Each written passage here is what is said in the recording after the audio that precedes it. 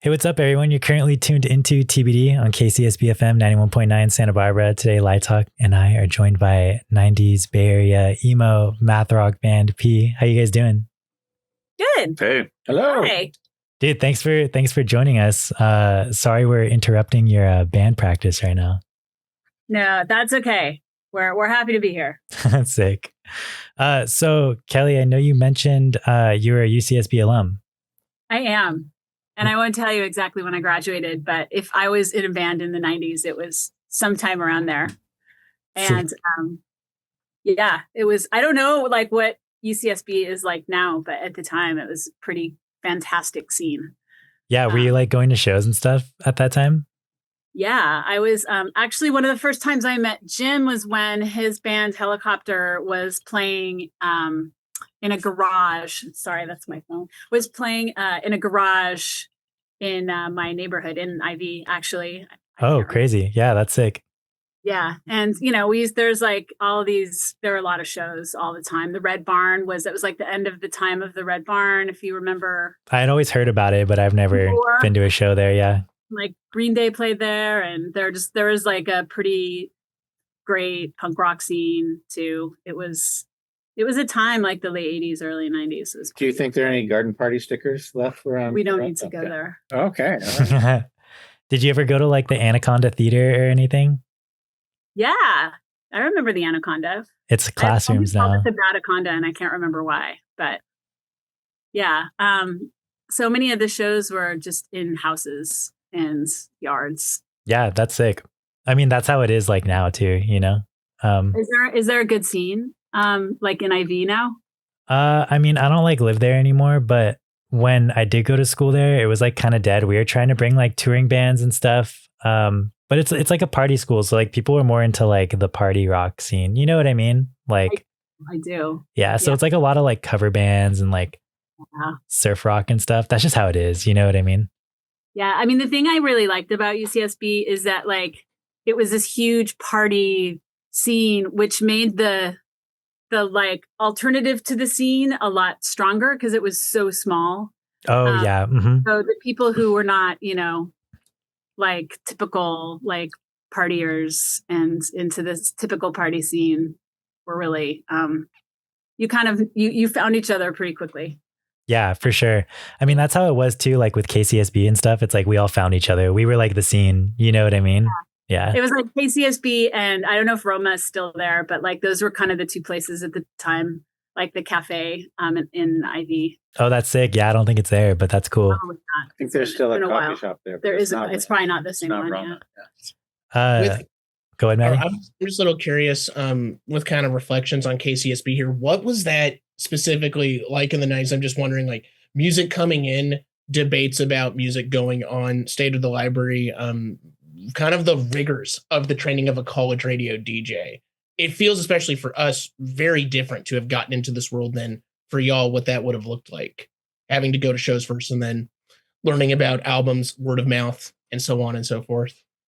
Well, I was never an actual DJ. I just sort of hung around with a lot of DJs. And I mean, it was definitely, you know, once someone got a show, they would kind of cling to it with their lives. Yeah. But I don't really know like what, you know, I remember what the studio looked like, but I don't really know what the collection was or like how. I assume that there was like a, you know, college rock distribution that like went to all of the stations. I don't know if that's still the same, but CMJ, yeah.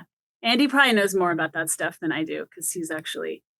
There's a compilation. Well, I never found any P CDs in there, but I found that Zoom compilation you guys are on in the library from back in the day, which is pretty sick. Zoom. Oh, Zoom. Yeah, the Zoom comp. Yeah. Anyway, I also forgot to ask, like, do you guys want to introduce yourselves real quick, everybody, and just say like what you play in the band and whatnot? Sure. You go first. Okay, I'm chewing an almond. Yeah, I'm Jim. I play guitar and sing. I'm Kelly. I play guitar and sing. I'm Tiber. I play bass. Sick. I play drums. Nice. I also want to ask too, before we jump into some more stuff, can you just tell us like what P stands for? That's a very complicated question. How long do you have? I had to explain that. We resolved on potentially egregious error in some couple decades ago. Did we? Yeah. Fluid. It's a fluid Yeah. situation. Even after so we're a little cagey about it because, we were just P for a while, and then we couldn't be anymore. We just couldn't do it anymore. Why? Did you feel like you're like maturing past it or something like that? Did the man come down on you? Yeah, where people like, you can't just call yourselves P. We were just kind of like, it was a long time to have a name like P, and we were like, oh, well, we could be something different. So And we also put dots between the letters. we existed at the same time as the other P. Yes, that's true. That was as well. Johnny There- Depp's band. yeah, Oh, I there didn't was know there was another P. letter P, Johnny Depp, And Fleet. Oh, Oh no! Oh, that's funny. Oh, with Gibby Haynes from yeah, Butthole Surfers. Yeah. When we would play in Texas, we would always get like a couple people coming thinking that it was Johnny Depp and Gibby Haynes. And your That's guitar something about funny. Johnny Depp because Yeah. So- And then for a while we had a different name, which was awesome. Yeah, when we changed our name, tried to, as I think about it, to Miracle Research Center staff. yeah. And there's a a single, bunch, yeah. single with that name, but the same scene in San Francisco for many years. Like I always thought just our fans here just wouldn't let us change the name back. So we did a couple shows under that name and put a single out that way. But then we just ended up back being P.E.E. I feel like it'd be hard to like switch your name. I feel like everybody'd be like, no, you guys are P, Yeah. I think It's just a long and fruitless journey. The periods Okay. made it seem a little more mysterious and a little less like childlike, I guess. Yeah. Like people do all sorts of stuff with their band names now that they wouldn't have done back then. So it's like, Yeah. it's fine to be anything, which Yeah. is great. Yeah. How long, when was that, I guess, that you changed your name? Like, how long were you like P before you decided to like change it before you changed it back, I guess? When Andy joined the band, it's probably like 97. That's probably right. Sick. It was only like a few months, I think, or like 6 months, right? Was it that we changed it? I don't It know. didn't last very long. Yeah, it was towards the end, but then that's what's carried on. Since Sick. because we never really officially broke up, we just stopped playing shows. The practice space we practiced in San Francisco shut down, which shut down a lot of activity for a lot of bands Yeah. in 1999. Yeah. Right. And then lives evolved, and but so we never officially like broke up or anything. It was just we just sort of stopped playing and had the intention to get back to play, probably under a different name. Well, Jim and I played in another P-ish band for a while. Yeah. After our last, we did a reunion and That's what we should have changed it to. P-ish. P.E.E. yeah, that's a good. Yeah. P.E.E. would have been sick. Yeah, that's actually what I was going to ask. Like, did you guys ever officially break up? Because I saw that like you did like a reunion show in like 2010 or something, right? Or when was it? That was your 2000 wedding, right? Anniversary. So yeah, Tiber has got married in 1999, Yeah. right? And so very impromptu. We played for his 10-year wedding anniversary. It was not like maybe a week or two of kind of conversation about it, and then that was super fun. And so small little place here, but that led us to play the Noise Pop Festival a few months later, which is a festival here in San Francisco that we played many times in the 90s. And small scene, we know all the kind of core people that started that, and so we had fun at the wedding anniversary reunion, and then we ended up doing another show more officially for the Noise Pop Festival in 2010. And then Andy and I kept playing after that for a little while with a band called Imperils for Sick. a few years, and and then I don't know, time flies. Like it's been 16 years, but it's always kind of an astounding number. And it's actually the what anniversary of Yeah. the 30th? 2026 is the 30th 2026. anniversary.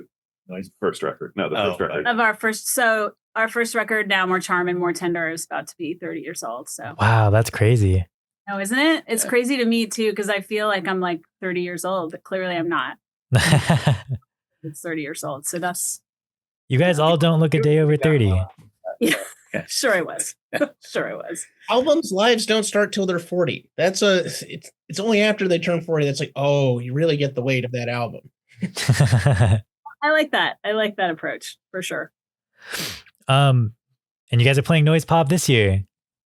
We are. Yes, we are. Yeah, we're really excited. Yes. We're excited to be playing again. Yeah, it's actually been really fun. So like Tiber and Andy don't live in the Bay Area, but Jim and I do. So we've been like getting together every month for the last couple months and just all playing together. And then Jim and I have been playing in my living room and just, kind of revisiting all these old songs. And Yeah.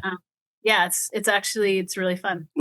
Was Noise Pop or like getting on the lineup kind of like the catalyst for like, I don't know, relearning everything or like, yeah. That's Yeah. it. We were like, oh, well, we, might as well just like for a while we were thinking about just playing a show and playing that album from start to finish, even with like all the found sounds and stuff in it. Although I've lost some of the found sounds. And then we realized that we didn't like all of the songs on that album and didn't want to play all of them. So we decided to learn all of the songs that we like. So that's what we're doing. Sick. That's exciting. Are you a guys? lot of them, because most of them are like 1 minute long. Yeah. Grind pop, right? That's why you guys call it that. Thank you. Yes.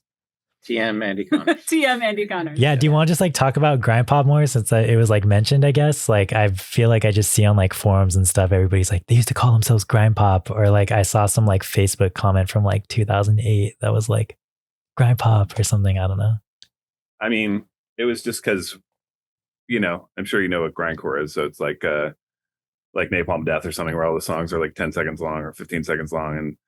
And I'm also a big fan of like Guided by Voices, who are the, one and done, like verse, chorus, end of song. Yeah. Yeah.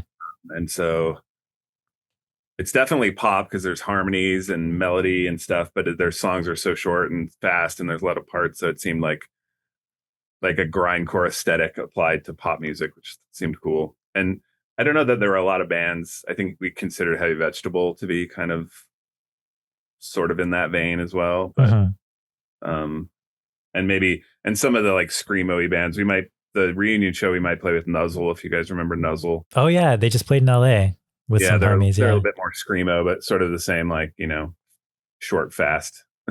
Yeah, for sure. Yeah. That's cool. So when you guys were calling yourselves like, I don't know, it seems like people would refer to you as this, like, I guess it stuck, right? The genre or whatever. I mean, maybe like it's interesting now. Like Midwest emo wasn't a term when we played, at least very well known. But it seems like that's what we get labeled as. No, that's fine. Pigeonholed.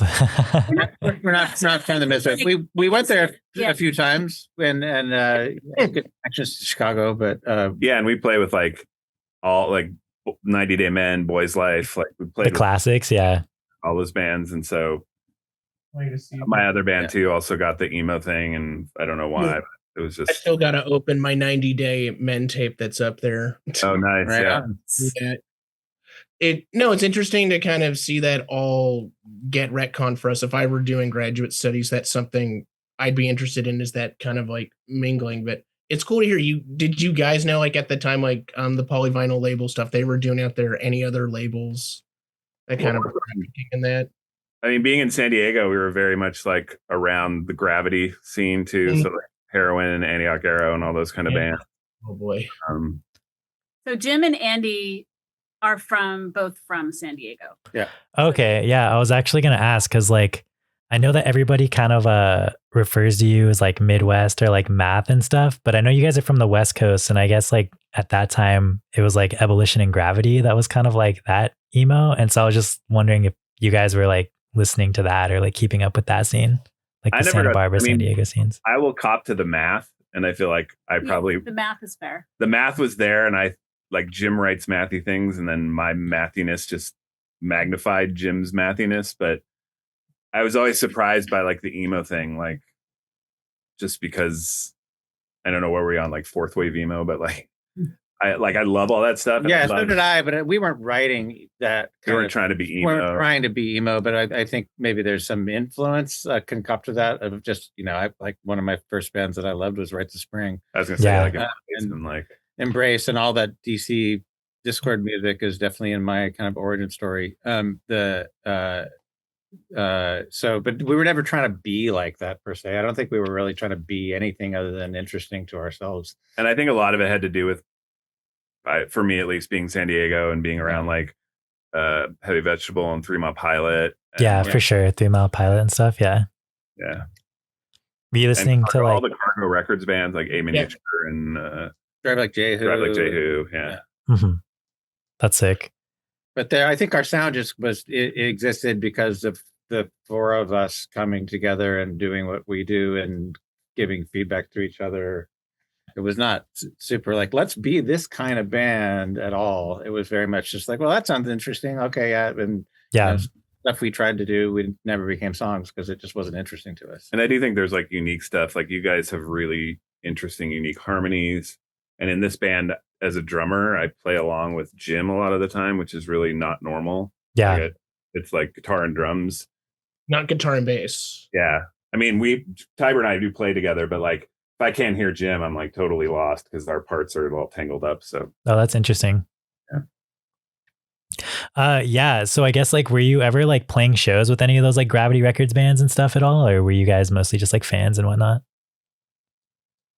Yeah, we might have played with Clickatat once or twice. Like we don't have great records. It would probably be Clickatat, yeah. And maybe I think it was more like post Gravity. It'd be like 3 Mile Pilot for sure. I don't know. Was like Ebullition like? Go ahead. Not Ebullition. We played with we played with Jimmy Eat World. Oh, that's sick, dude.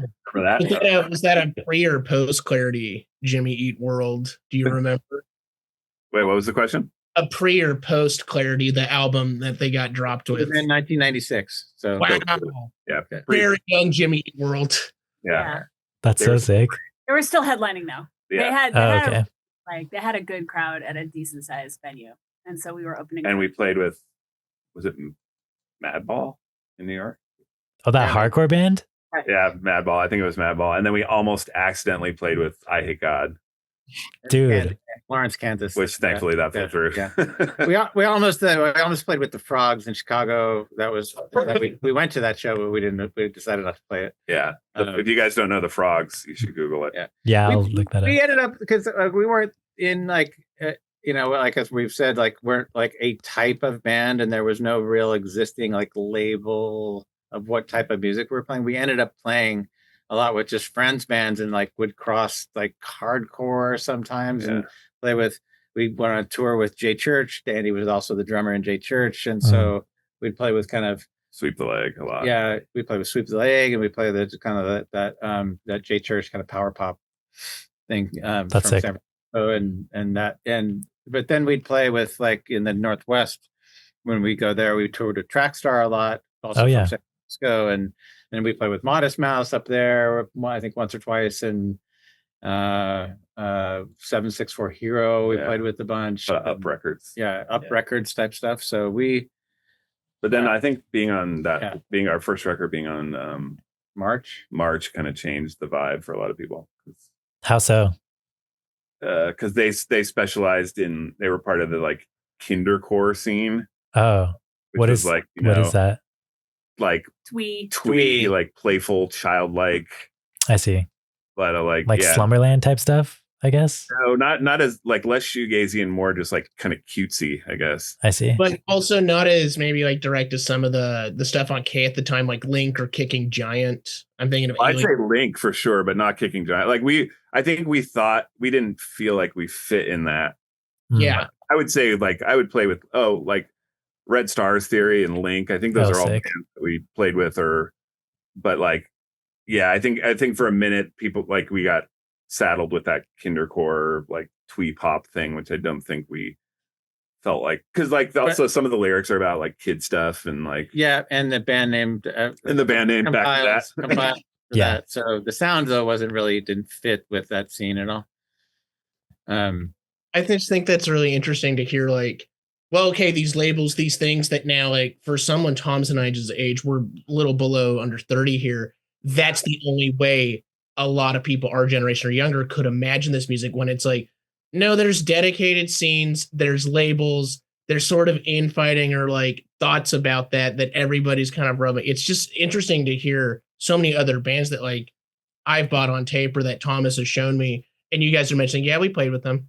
Yeah, it's pretty sick. It's like, oh, it just kind of rubs off of that. It's really interesting. Yeah, I mean, I San Francisco was really our main scene because where we were all from and where the band existed for the most part. But we like San Diego as a scene that we visited a lot and played in a lot. Like that, what I recall about that, and there's like a documentary I've seen about that scene, that it was really about a community and a scene, but not a genre specific scene. And in many ways, bands were I don't want to say competing per se, but they'd try to be different from each other instead of being very similar. I think that shifted a lot down there when Rocket from the Crypt became very popular, and then you got a lot more rocket like sounding bands coming out of San Diego. But there was it was 3 Mile Pilot, and then you had a Heavy Vegetable, and then there was that kind of John Reese Rocket, and then Jehu sound and the Gravity record scene, and it was all very much like more of a melting pot kind of a scene than anybody trying to create a sound. But I think that extended, like being on the West Coast, we would like that existed all the way up to Seattle. Like we would play with like grunge bands and like hardcore bands, and like there was really, I don't know, the scene was much more inclusive and sort of about the scene as much as about the and very all ages. And very all ages, yeah, very much about like DIY spots and stuff. I mean, we still have Gilman here, and we're supposed to play Gilman, which is cool. It's like the famous all ages, classic. There's like books about it and stuff. Yeah. And most of us like had maybe not grew up, but like from our 20s on, we're going to shows at Gilman. So yeah, cool. It's also just want to say, like, it's interesting hearing about San Diego stuff, because I grew up with like 91X, FM 94.9. These were major stations, and was too young to go to like a Casbah show, too young to go to the Belly Up Tavern, and wouldn't until years later. And these venues are still around, and I laud them because they're quite independent. There's a lot of great history, but the sound of San Diego, really, with Blink 182, has like completely abstract, completely usurped. It's hard to go back and like find that now. It wasn't something that I think was really well exposed. But then you'll meet musicians. I'm thinking of like the band Agriculture, and I know the musician, the main woman there. She's from Poway. She knows the Che Cafe. She was on the circuit in the 2010s. It stayed alive. It doesn't quite pass as much. It's not as fabled of a history. Yeah, like for the record, Jewel was discovered in San Diego as well. Oh, she was a busker. You used to see her around town and busking. Yeah. Oh, that's crazy. This makes me think. Do you remember The Spirit? No. Oh, The Spirit. My very first band opened for White Zombie at The Spirit, and I was 15, so I couldn't go inside. So I had to stand. We weren't playing. I had to stand outside in the parking lot. Yeah. Oh, that's funny, dude. I think that's called Brick by Brick now, or was when it. Oh, the metal bar. If you mean the metal, yep. It's appropriate that it's a metal bar. Yeah, now. But it used to be The Spirit, which was kind of like a kind of meathead rock bar. Still holding strong. Yeah, that's really interesting to hear that like the scene was sort of like a melting pot when you guys were like starting out and whatnot, or even when you were like playing. Like I've talked to like just older friends and stuff, and that's what they say. It's like everybody just played with each other. There wasn't like very specific scenes. Like at least in our like local scene and stuff, it's like either there's hardcore and then there's everything else. Like everything is just so like hyper genre. It seems like, you know what I mean? Yeah.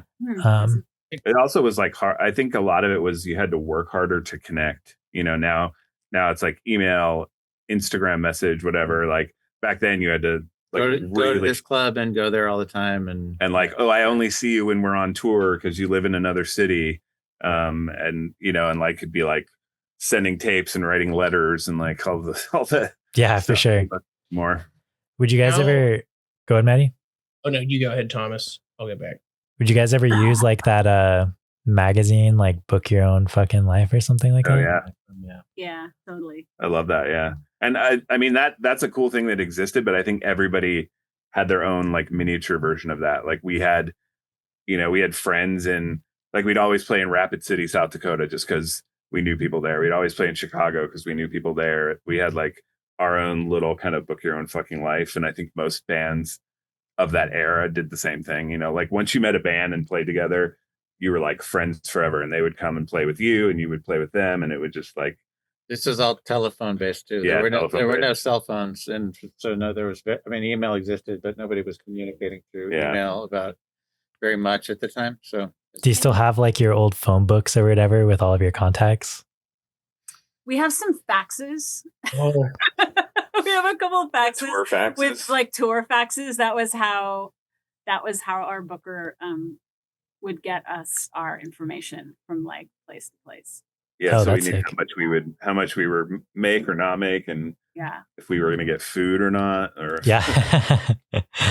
one thing I'm curious about, running of expenditures or kind of stuff with the talking about the scene needing to send tapes out, run a game of telephone, network with people. However, the role of a 7-inch as well in this, and also something to share, something to sell. How important was the 7-inch as a format for you all, and maybe for your scene? I mean, at the time, it was like that was what you did. I mean, we put out our first 7-inch ourselves, like recorded it ourselves, pressed it ourselves. Yeah. Sold it at shows. That was cassettes were another medium for that, but you were more legitimate if you had a 7-inch than a cassette. Interesting. It's Yeah. hard to produce.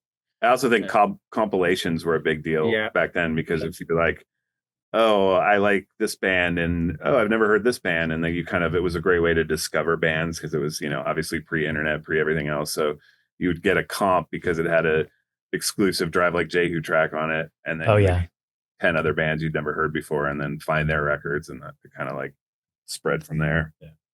I have with the zine scene too. Yeah. Like there are a lot of combo. Yeah, we had a zine up here called Cool Beans. Oh, that's sick. Which is a really fun zine, but they also did like CD compilations, and they did a 7-inch. Didn't we do a split with Fuck?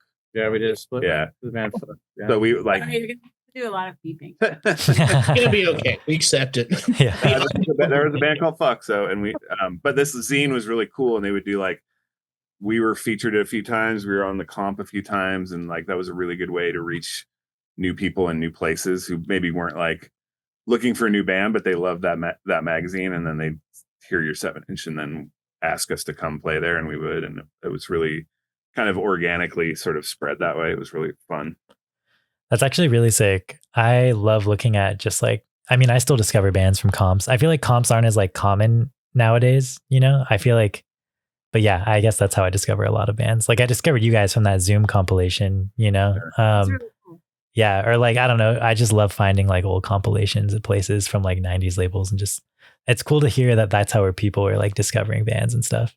And with a lot of bands, I think like playing in scenes and starting out, they may have a couple songs that they really like, and then they have a lot of other material, but they don't necessarily want to, they're ready to create an album. And so this was like, from my experience, like, okay, this band has like this one song that they want to record, and that's what they have to put on the comp.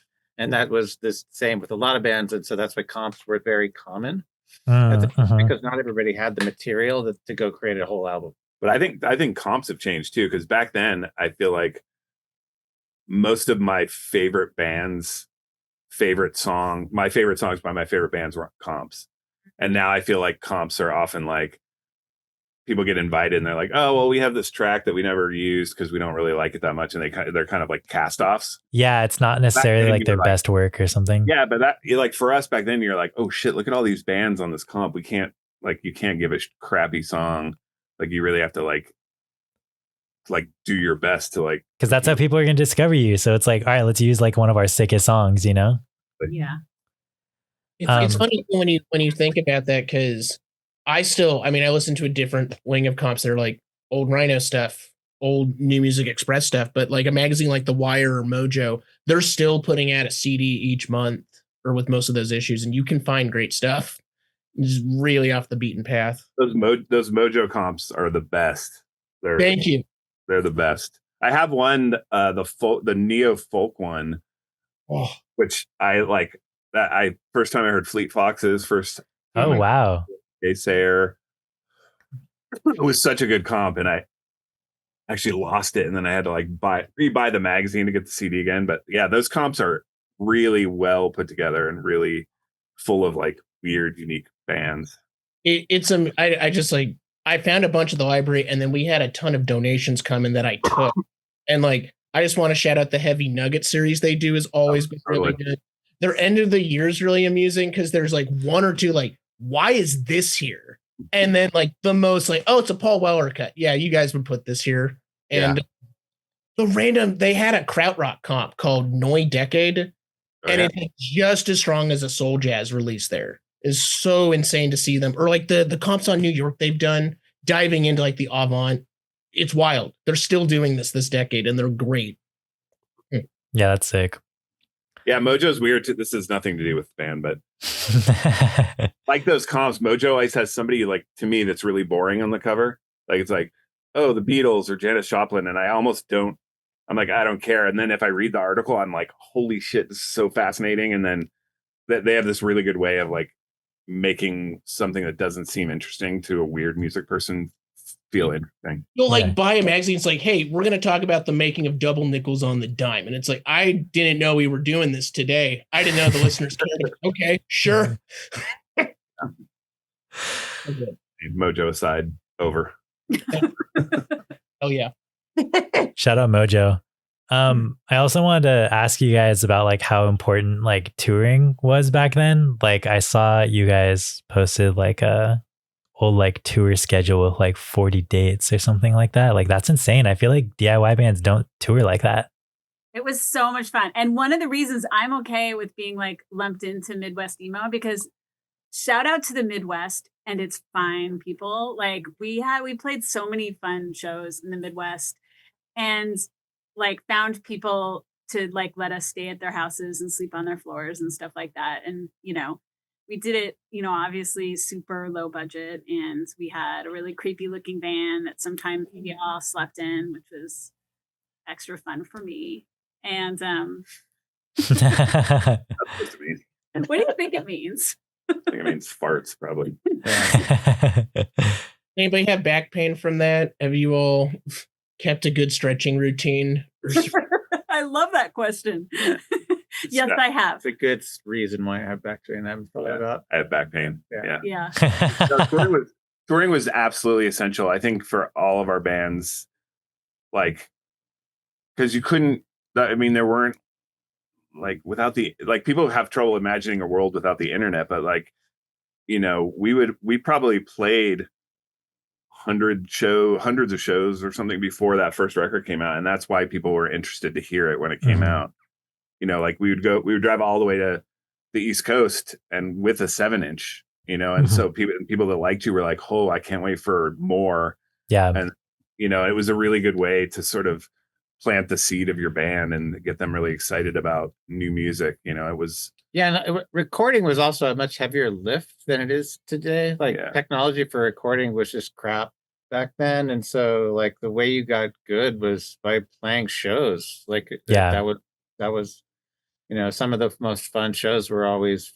I think it was like after 4 weeks or 6 weeks, and then we'd come back to hometown San Francisco or a scene that really knows us, and then so shows well attended, and we were really tight and really well rehearsed because we just played 20 shows in 25 days. Yeah. And then you record because like you can't afford to like now recording so cheap and so easy, you can like mess around and figure stuff out as you go. But back then you're like often taking like the night shift because it's cheaper, and so you have to figure out 10 songs and you have 3 days to record 10 songs. It was a lot more at risk, I think, than it was now. You know? A lot more at stake, I guess. A little more sacrifice, I think, to do it. Yeah, for sure. Did you guys ever bring like anybody along with you on your tours, like your long ones across like the country and stuff? Yeah, we usually have like some like a roadie or /driver/sound person/merch person. Usually it's a Kurt? friend, Kurt? like Kurt. We Yeah, got Kurt Kurt once. Sure. Schlegel came once. There was sometimes we tour with other bands, like we toured with Trackstar, one whole big tour, but we did a bunch of like mini West Coast tours with them, and then Yeah. they'd have a guy along, and then that guy would come in our car. I forget that guy's name. But Owen. Yeah, Owen. And so, yeah, there would be people that would come along, but it was. Or if we were with the band, we would just take turns. You know, like while they're playing, we do their merch, and while we're playing, they do our merch. I went on one of my first tour that I went on. I wasn't even in the band. I got laid off from my job in San Francisco, and the band A Miniature was on tour with Silkworm, and I just got in the van and I went with them for a few weeks. That's sick. The most fun I ever had. I still want to do this thing where you don't actually have a band, and you just make tons of merch. You make like shirts and all this stuff, and then you just go to other band shows and set up at the table with the band and just sell stuff. Yeah, right. Do a whole tour like that. Grateful Dead bottle. Yeah. That'd be pretty funny. Yeah. But you never Well, play and just ask. You're like, oh yeah, we were first. You missed us, and you just like let them buy whatever you want. That would be good. That'd be awesome. Unless you have to do that the merch cut at those venues, you know what I mean? Then it wouldn't work out. Oh yeah, we started doing. I don't know if we did that, but my other band did that. Where like all the bands there's a club here that we love, and they started to try to take the cut, and so bands would be like, we all got in trouble and kind of got blacklisted, but we'd be like, yeah, if you want merch, come outside and buy it from us in the van. That's what I would do. That's like, Club would get pissed because that's a big part of their income, you know. We were also that with shirts and with a couple different records before we really had any labels supporting us or booker helping us get more guaranteed money or meals or whatnot. We would just buy existing T-shirts with stuff on it and bring it from thrift store, and then we'd bring our silk screen and literally print over it. And we did the first album, the vinyl for Charmer. There's no jacket printed for it. Like we printed clear vinyl and had a clear jacket, but we didn't have any. So then we just like buy 12-inch jackets from the CD booklet in there. And we just put the CD booklet in there. That was super fun. That's actually really sick.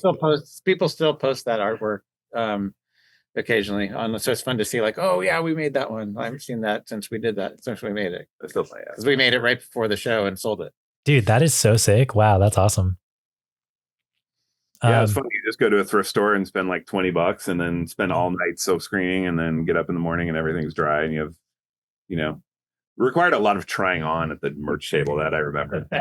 I know. What was it? There's another guy we've interviewed, Elliot of Watershirt Trio. Oh yeah, getting the name right, but that merch was all they did that for their 24 and I think 25 tour. Just went to a thrift shop, found like old Mervyn stuff even, and just silk screened. Bam, that's the merch.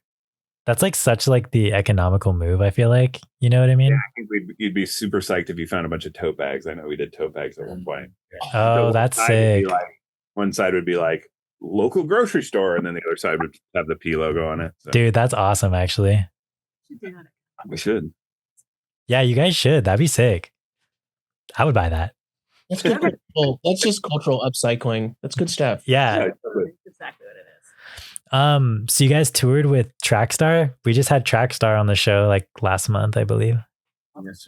Yeah, Awesome. we did that's the only time we did like what do you call it? Tag team, where we both bands set up on stage like facing each other, and then we would like they'd play a song, we'd play a song, they'd play a song, and we just did that. Yeah, I wanted to ask you guys about like the dueling sets or whatever. Like I saw somebody in like a forum talking about how they saw you guys do that with Trackstar. It wasn't super fair because some of our songs are like 40 seconds long, so we'd play and then they'd play like a 7-minute song. What I remember how that came to be is when we played a very punk show in Las Vegas. Yeah. And there was just a room, a square rectangular room with no stage. And so we're like, well, where are you set up? You guys set up there and we'll set up across. And then Wyatt, who was the singer for Trackstar, and I just switched sides. So I could look at those guys was my intention, but then it became a band off kind of I don't know, it just organically became like a fake competition. Yeah. How often did you guys like do that on that tour or whatever? 2 or 3 times. 3 times. Yeah. Were people like into it? Yeah, super into it. I'd love to do that again. But Wasn't it's that an hard also bluff. wasn't that also the tour where we played to nobody? Yep. In We had a 1-0 show that One was also show. I think Char played naked that show. That's awesome. it was Bruce Springsteen's hometown. Asbury Park. Asbury Park. Yeah. Isn't that the one then the sound man left while we were playing, right? Yeah. So it was Really? absolutely Literally zero. Yeah.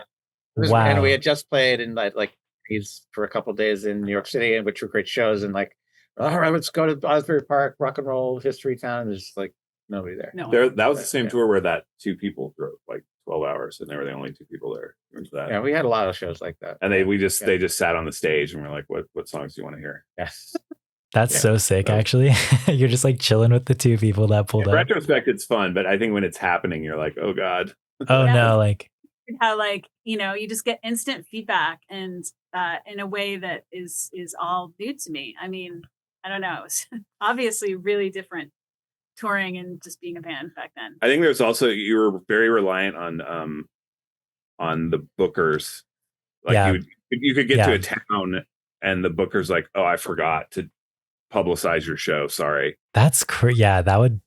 Or like, such oh, I a forgot, like someone else booked the venue. Sorry. Like there's a lot of things that could fall through. And so a lot of times you'd end up just going to somebody's house and playing a house show, which sometimes is even cooler. I feel like that'd be sicker. You know what I mean? But just like sometimes ditch you're just the. like, oops, like nobody's here. Or you remember when we played in the rain in that covered campsite?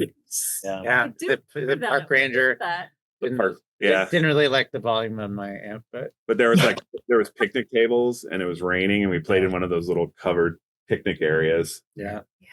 It Oh was very DIY back then. Yeah. That's so sick. So did you guys like prefer playing like DIY over like just like the copy paste club scene?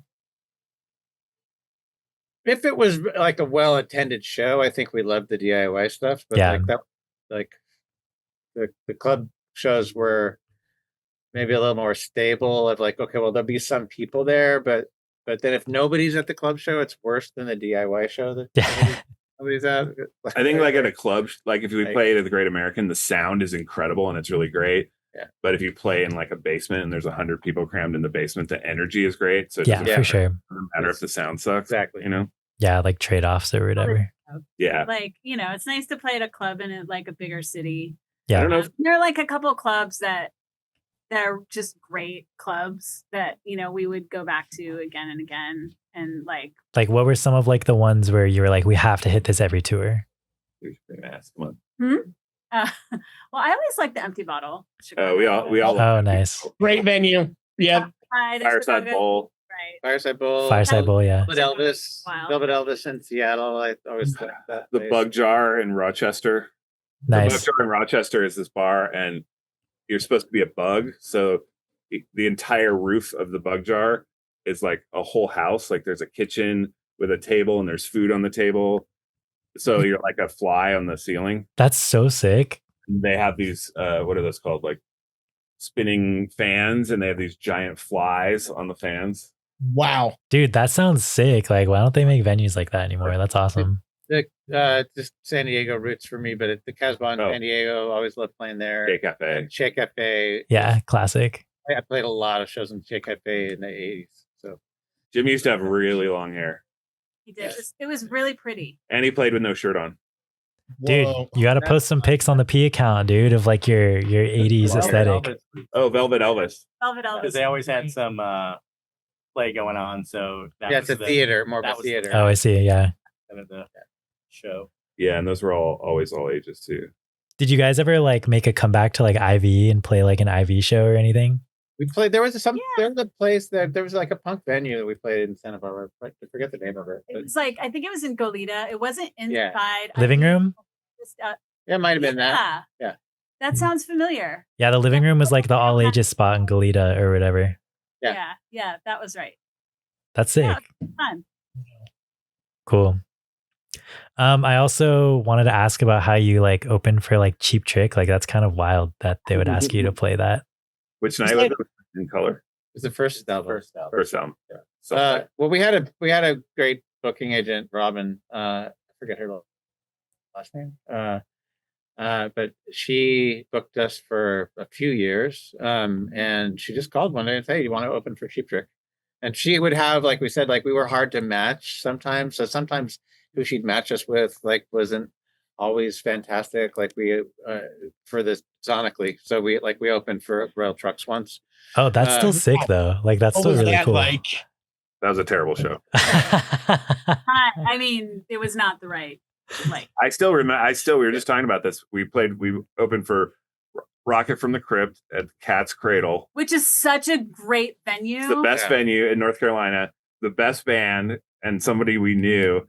And we played like our first like 3 or 4 songs, all minute long, and then we finish and there's dead silence. Nobody. Oh, that's and then they start crazy. shouting "Rocket, Rocket!" Oh my god, that's And that happened rough. for the whole show. And then afterwards, John from Rocket was like, "I'm so sorry, you guys." Like, I don't know. So Because when we went into it, we're like, "Oh my god, best club, best band. This is going to Yeah. be the best show ever," and it was not. so Oh my Whatever. god, that would hurt. I blocked that out. I was happy to beat Mac that night. And Yeah, but the Cheap Trick shows were fun. They did Yeah. each of the first 3 albums 3 nights in a row, Hmm. and they played and they did. I think they did a Q&A, and we played the first record the first night. Yeah. Yeah, it was fun. yeah, it was fun. Yeah, that was kind of the start of bands doing that too. Oh yeah, Also, I know at the time Cheap Trick was looking. They didn't have the rights to the album. They were like, if we re-record this, we'll get the rights back to the songs. So they had done the session with Albini shortly after. It sounds like they were setting up for that, but they were so super both nice. albums They- in they- color kicks ass. yeah, they were so friendly and cool. Yeah, they let us hang out backstage with them, and I think they even like offered us food and like yeah, told stories. This is when Bunny was still the drummer too. Yeah. he was Close to the much end. longer. Oh, and was he was wearing his suit and smoking on Oh, the drum? yeah. Totally. No change of brand at all. Perfect look. That's sick. Do you remember what was on their rider? It wasn't weird or anything. Oh, okay. they had more than we did. Yeah. And they shared it. That's Yeah. what I remember. It was just Classic. the regular, like, you know, probably like cold cuts and vegetables and Yeah. spring waters or something. I don't know. Did you guys ever like have a tour rider or whatever? We were never that specific, but We put Writer. Yeah. It was just really basic, like 9-volt template. battery. no Yeah. brown M&M rule. But it was like, after we started, did we start, or was it Eric? We started putting socks on our rider, like clean socks. Yeah. That was, I don't know. It's weird. It's a different time. it was, why clean was socks? a luxury. yeah. Why clean socks on the rider? Because you don't get to really do laundry. Oh, Kelly complaining about sleeping in a van with 3 men, so Complaining, just noting. dirty, just dirty, noting. all dirty socks. Yeah, It's a lot of dirty socks. and like getting in the van after sweating for an hour and Yeah. driving, and it's not. Yeah, like sometimes we would have to drive a couple times. We would have to like drive all night and just pull over in a rest stop. And I remember this one particular time when we were like on the Mississippi River, parked in a Walmart lot, and it was so hot that We parked over on top of a pool of water because it had been Yeah. raining and which happened to be breeding mosquitoes. so many Oh, we opened the windows, the mosquitoes would come in and eat us alive. But if we closed the window, it was just we hadn't That's this is like we hadn't yet built a loft in the van yet, so we were literally sleeping on top of the lumpy equipment. Oh yeah. mm. See, and I remember the time where the same thing happened, except we had bought all those containers of Yeehaw, oh, and we had them which is like fake Mountain Dew, and we had them in the wheel well, and it was so cold that they all froze. Wow. Wyoming, Yeah. I guess. Yeah. Ow. And then we had that weird little slot, and you guys left me at a gas station. Oh, we did leave Andy at a gas station Yeah. when he Yeah. had the flu. No cell phones. Yeah. No cell phone. So We figured it out like An hour and a half. an hour and a half later. Wow, that is so far actually that you're driving. And they made fun of me because I was really sick, and I called the answer machine at our home because we lived together, and I was like, "Where are you guys? I'm sick. Where are you guys?" That's actually really funny. That's kind of sad, but that's funny. But also funny. but we laughed our asses off once we discovered Yeah. that we had left him. I will say that Yeah. That's hilarious. we didn't make the show that night. We went back and got him. Trackstar went on to play the show instead. But Wait, how did you leave him? Well, how did that happen? We had this little slot. Like We had, not like, behind the bench, like behind where the bench, bench is. yeah. But before the loft, there was just like a little place where you'd probably put a guitar or something. Yeah. But it was like that's where, because he was sick, he was just able to lie down, and he was covered up in blankets. And we just pulled in for gas in Wairika, California, and Didn't two realize. bands, and everybody's doing traffic. And somebody thought they said they saw Andy get. I don't know. Nobody talked about it. Yeah, And I think I was sitting in the back, and I was just like checking in to see how he was doing, and I'm like, guys, he's not here. That's wild. And it was Yeah. like there were no cell phones, and I also remember not like having any money, Oh, like sitting in like the Burger King, yeah. Just being like not able to eat, and I had chills because I had flu or something, and I was like, oh, this is horrible. And then we had to kind of remember Where where it was. yeah. Yeah. When we discovered it, what I remember was we were all kind of at a rest stop in Oregon somewhere, and there was dead silence for about 10 seconds from both bands, and then everybody just started laughing really hard for about a minute for our error. Not at Andy, but at our error. Hurtful. At our error. And then we just got in the van and drove back south, and And grabbed him. Yeah. Nobody died. we did whoa. the venue. We just didn't make the show. Yeah. That's funny, dude. I guess, do you guys have any more just like favorite tours or like favorite shows from tours or anything? Anderson, Indiana. Oh, you know that A1, dude invited A1 us Records. Yeah. He reached Yeah. out and he wants us So to play cool. there. Such a small town with like perfect little houses. It just in the middle of Little record store. nowhere. It's a Yeah. little record A1. store. Yeah. A1 Records. Yeah. They were so nice. They were it was so unlikely, and they were so welcoming, and I still remember that. Like, what a great show it was. Weirdly enough, he just messaged me and asked us to come back to Indiana to play. Dude, that's sick. Are you guys going to do it? That's beautiful. That Random. really is. Random thing about that show too was that it was their emo band before they were Court and Spark. Oh, what were they called? But the band Court and Spark, and they've gone on individually solo, still play today, both those guys. But their band, anyway, they showed up, and there's a photo that we have of them standing looking at the band while we took it from the stage when these guys were just kids. So it's just a really funny thing of like how organic the scene was at the time. That's awesome. Yeah, you guys should definitely go back there and play that. That'd be sick. I another couple shows that I was fond of was I was a big fan of the band Zampano, which is a precursor to the New Pornographers. And we got to open for them once, so that was a big highlight. And then we also opened for Neutral Milk Hotel. Oh, dude, sick. Which was one of their first shows touring, if you look at their tour history. And they stayed at our house. Yeah, and because like they were just a small band and they didn't have a hotel to stay at or anything like that. They stayed at our house. So and they played at Aquarius, and they played a song at the Aquarius in-store. That's the only time they ever played it. Interesting. Recorded it. And they were just figuring out how to play those songs because Jeff did the whole album himself. And so his band was a bunch of friends, and they had like a tuba, I think. Yeah, and an accordion. Like an accordion, and they were just fit. So that's a super fun memory. Yeah, that was fun. Wow. That's interesting. They were also like on the Elephant Six like label. So around then we played with the Apples in Stereo a couple times. Oh, awesome. Those were all again, it was like more of a melting pot scene. So those were fun memories though.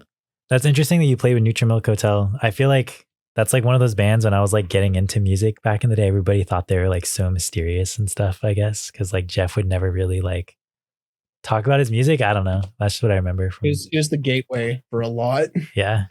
I think his legend grew way bigger. Like he was actually really nice. And yeah, for sure. I'm sure that's what happened. But cause he quit music and everything. Everyone's like, oh my God, what a mystery. Yeah. I feel like that always happens. You quit music and everybody's like, why, But you had other stuff to do. Exactly. He had a very creative wife, and I think he chose to be like a supportive husband. Oh, that's sick. Or do her thing. Mm-hmm. When he needs to, he can just call up Merge and go, "Hey guys, I know. just another run." Yeah. Do it. I dare you. And they do. People buy it. Merge Records gets to put some more stuff out for another year. Everybody's happy. Exactly. That's good. Well, I guess I did want to ask some stuff about the reunion a little bit. Yeah. Are you guys gonna be playing new stuff? Are you guys working Just on anything new? sucking up any new riffs or new revelations. Yeah. Are you guys gonna be ripping some old deep cuts and stuff? We might be there might be some deep cuts, I would say. I don't know. Might be some stuff that people haven't heard us play before. There's at least Sick. there's songs we've never played live for sure. That Nice. we're seeing if they might work. And then there's a few covers that have some have some connection to us in a way that would make sense once you see it. But Yeah. Awesome. Were there, when you guys were originally touring, were there covers or things in your repertoire that you did like from other punk bands or other just bands in general that you saw like, hey, this can play and sound well? Not much. There were a few covers we would do, but Voivod. yeah, we did. we did record a Voivod cover. Sick. That's on our Bandcamp for that Cool Beans compilation. Yeah. We did Voivod. We Very few. didn't do a lot of covers. I can't even remember. Can't remember any. Um, No, No. Voivod. Awesome. I wanted to ask, are you gonna be playing with your back towards the crowd, Andy? That's his other band. No, that's exclusive to that. other Oh, band. I see. Okay. Well, that answers that. There's not. Do you think that you guys will pass the sellout allegations at all? Would you plan to yell sellout at any band? Did you ever have those feelings? To yell sell out at other bands. Yes, just out of curiosity there with that. Hmm. You don't even have to say what band. I feel like life is different now. When we were doing this, like so many of our, like we were way more punk rock. Yeah. Like I think not only have we gotten older, but the scene has changed. So like, with like the way Scion used to do stuff, like you're like, what? Yeah. Free money, free shoes, free True. like, Yeah. like for a band that's poor and struggling, like free shit is the best. And so I think we were taught to be ashamed of that stuff because we were trying to be punk like all our punk heroes. But I think these days there's no shame in the game anymore, Yeah, if like- somebody was like, hey, you guys want to go on tour? We're Converse. You guys we'll pay for your tour and give you free shoes. We'd be like, okay, that sounds rad. Yeah, like that. I could What go do for you a few think pairs. about that? What was that? What do you think about that? About selling out? It doesn't need what it used to. I think there's different levels to it, and a lot of the bands that did it in the 90s actually had good reason to do it or something worth it. I was not in a band. Thomas, you were not in a band. We do not also know the complete logistics. The Albini post that has repeatedly come up, his Baffler piece, has several interesting nuggets of truth about advances and things like that I always did find concerning. But I'm trying to think, like, some of the ambient artists that we've talked to, like Thomas, I've talked in with Steve Rossborough of Moonglyph, and it's like just getting sync money, that can be a game changer for so many of those artists. Yeah, for sure. But I honestly think it's great for them to get anything at this point. syncs weren't really a thing when we were like, if you got a sync for something, you didn't even know what a sync was back then. But like, if your music got in a TV show or a movie, it was like a miracle. Nowadays, like every indie label has a person on their staff that does nothing but syncs. So like, and I know for a fact, like I have a friend, I won't name it, but I have a friend who has a huge label that you would totally know. One of his bands has done so many syncs that like everyone in the band bought houses. Wow. They did so many syncs that they asked him to stop because they were embarrassed that their music was showing up in commercials and stuff. That's and funny. on the same label, they have an artist who sold virtually no records, but has made like $100,000 from having their music in commercials and stuff. So it's like that's like the new way for smaller bands to survive, Yeah. It was like, that was why I also brought up the 7-inch stuff, because that was money. That was a connection. It's a niche thing now.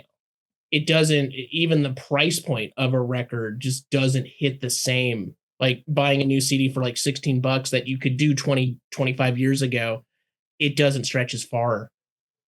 So I have a lot. Again, I was thinking of like Dan Ozzi's Sellout book, where some of the stuff that we've talked about does tiptoe over. And I walked away with a lot of respect for the bands in there. I was really impressed with the stories of like a My Chemical Romance or Thursday or Jimmy Eat World. And it was like, with Jimmy Eat World, those guys were like, why not go to the next level? We're in Arizona. There's no celebrities in Arizona. We could be something for this state. They really looked at that in a way that I was like, hell yeah, go record with the Drive Like Jehu drummer. And I love telling that to. But there was a band in our friends of ours who got offered $500,000 to have their music in a Hummer commercial. That's rough. They said no. They said no. Oh my God, that's great. That's dedication to the scene. I respect label that. was super bummed because the label was going to get 10%. Yeah. But they were like, fuck, we don't want our music in a Hummer commercial. And like, I don't know. That was years ago. So I don't know if they would still like make a stand there. Yeah. But when I think about it, I'm like, oh my God, if someone asked us to put a song in something for $500,000, I would have done it and just would have laughed because Hummers are so stupid. You know what I mean? Like, that's funny. Yeah, I wouldn't want to be in like I guess they don't do TV cigarette ads, but I mean, this, Yeah. A liquor ad. a liquor ad or something would be weird, but like, Yeah. Coors Light. That would also be kind of funny. Coors Light. Yeah, I don't know. I mean, like the modern day of Sellout, like there's like hardcore bands and like Taco Bell commercials and stuff, or like bands getting their own like Taco Bell hot sauce. Like, get your bag, dude. That's funny. You know what I mean? We're handing out like gift cards to bands and stuff. So I love Taco Bell. I've read something recently about that. They're the new Scion. Yeah. Like, remember Scion was like giving bands, like letting bands record, paying for the recordings, pressing up records, and giving it to the bands to sell for free. I remember hearing about these like Scion shows. The records just said Scion, and they had that Scion Metal Fest that they would pay a fortune to play, and it was cool. You had that. You had like Red Bull Music Academy, which got some incredible stuff out of that endeavor. PBR has returned to like maybe booking stuff in Portland, but it was cool to see like all of those at least came from, hey, we're going to try to engage the youth and uplift some good bands. Yeah, I mean, honestly, it's hard to be in a band, and like when you're doing it, you're just trying to survive. So I think maybe when I was a kid, I was like, I'm so punk, but now I'm like, I get it, man. Like grab what you can, like take care of yourself, like don't just survive, like try to, Like I guess the real sellout thing would be at this point you're playing an AI Fest gig. You're playing a gig for AI Festival. You're at the Trump Club. You're the special Christmas guest. I know it's who's it? Busta Rhymes is doing that this year. Snoop Dogg did it last year, huh? Real rough. Love Busta Rhymes. Any 90s album, any feature he's on, he steals, but that he sold out. That's selling out for sure. We should just keep playing the Gathering. Yeah. The Rave Festival. Oh, the Gathering of the Juggalos. Oh, dude. See, that's great. The Gathering. Yeah. I did want to ask real quick before we move on, what's your go-to Taco Bell order? Oh, go-to Taco Bell order? Yeah. I'm so glad you asked. I'm a huge fan of the bean and cheese burrito. Dude, yes, the cheesy bean and rice. So good. So good. I got rid of my favorite thing, which was the Frito one, the one that had Fritos in it. I only do Taco Bell breakfast, the breakfast crunch wrap. Breakfast crunch wrap. I didn't know that was a thing. And just for the record, my friend Chuck and I, before I met you, were in a band called Taco Bell. Dude, and that's so sick. All the lyrics were just the list of items. Perfect. List of items on the Taco Bell menu. That's awesome. That's so sick. Taco Bell. Inspired. Double decker taco. But my favorite is the enchilada, but they don't make that anymore. I haven't had Taco Bell in a long time, but my go-to was always the 7-layer burrito. Oh, those are good. Yeah. I haven't had one in a minute, but yeah. Too much sour cream for me, but I respect you for that. I always liked, I still get the cheesy bean and rice and a spicy potato soft taco. Oh yeah, those are good. Yeah. That's it for me. It was, I was never big on Taco Bell. I remember though finding out about, okay, they've got a great vegetarian vegan menu. Like It's good fast food. You have Del Taco. You have Del Taco. Oh yeah, Del Taco is my go-to actually. I keep my coupons. I get the coupon sheet every month. I keep that in my bag after a gig, you know. It's like use Del a buy Taco one. has a new one that has, it's like a California, so it's got French fries and bacon. Oh yes, I've seen that. Yeah. Incredible. I'm still susceptible, though. It's totally different now to a Roberto's. That's growing up in San Diego. There was Roberto's everywhere, and that was way preferential. That was the best. Wait, you mean Rubio's? No, No, it's it's a regional, very regional. I can't even recall seeing a Roberto's out here. I mean, I think they've gone. There's a few. I know there's a few in downtown San Diego still, but they're not nearly as many as they used to be. Up north, I think it was Taco Time. Mhm. Like, Oh, sick. no, not Taco John's. Wow, this went way off the rails. Yeah. Awesome. but it's about. This is what the interviews are about. Yeah, the Del Taco buy one get one free bean and cheese burrito. You're spending like $2 in and out of there. So good. Sponsoring this, Yeah, sponsored by Del Taco. Take money from Del Taco Yeah. or Taco I would Bell. take it in burritos with French fries. Oh yeah, dude, that'd be awesome. A whole All hopping separate- in the Yaris. We're gonna get down. We're gonna play. We're gonna drink our Red Bull. Have a PBR out in the lot. Eat some Del Taco. Exactly. They're all sponsors. We should do a whole separate show just on like regional fast food. 'Cause Oh, that'd be sick. fast Bojangles. food. Oh, I just had Bojangles. I was in North Carolina and they had Bojangles. It's like, oh my God, Bojangles. Yeah. We have been to a lot of fast food restaurants in our lives. You know what I just Take- discovered is, which I'd never had before, is Raising Cane's. I'm not hot on Cane's. It for me. It feels good though. So I don't get sauce on anything because I think most sauce is gross, but that Raising Cane sauce is banana. All right. Yeah, it's pretty good. Song IHOP is a direct homage to that ritual of us looking for places to eat. Although I remember the IHOP ritual being like, oh, IHOP. And then we go there and we're like, oh, Yeah, and it's it's not good. Yeah, it wasn't good. And but then we 2 still- days later, we're like, ooh, IHOP. Yeah. You got it here. Did you guys ever do Whataburger in Texas? That would be the one. Yeah, we've done Whataburger. It's my girlfriend's favorite, and she's from Texas. And last time I was there, I went to Whataburger for the first time. I say Denny's was the go-to, though, because Oh, they were Denny's. always open late after a show. Yeah. Classic.